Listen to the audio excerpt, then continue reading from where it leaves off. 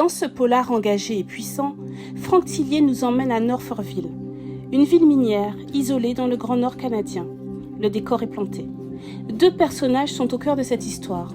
Un profiler français, Teddy, qui apprend le meurtre abominable de sa fille, et une policière canadienne, Léonie, métisse Innu, qui doit renouer avec le lieu où elle a été violée pour mener l'enquête.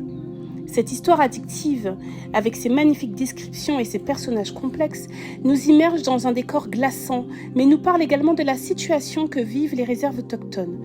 Nous sommes happés dès les premières pages. Alors, prêt à prendre ton billet pour Northville ?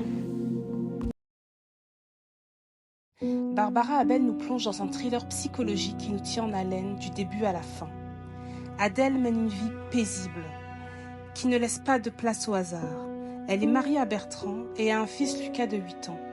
En le déposant au solfège, Hugues, le professeur, croit la reconnaître et la nomme Marie. Un malaise s'installe.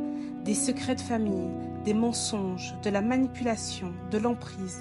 Nous plongeons dans une intrigue intense. Mais qui est véritablement Adèle ? Un coup de cœur pour ce roman inspiré de faits réels qui se passe à Strasbourg. Il nous parle de deuil parental, de désir d'enfant, de superstition et de religion. Dans un Strasbourg médiéval, une très belle découverte. À lire sans tarder. Tricia et Ethan, jeunes mariés, cherchent une maison pour établir leur famille.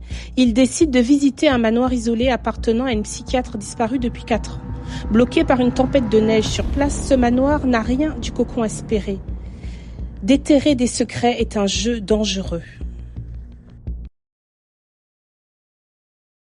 Longtemps j'ai tout camouflé de cette fureur, de ce flot de rage, de haine, de colère qui s'insinuait par vagues. J'ai tassé, caché, assagi chaque recoin dissipé de mon être. Je me suis calibré, disséqué, étranglé, et j'ai conformé chacune de mes humeurs à la docilité qu'on attendait de moi.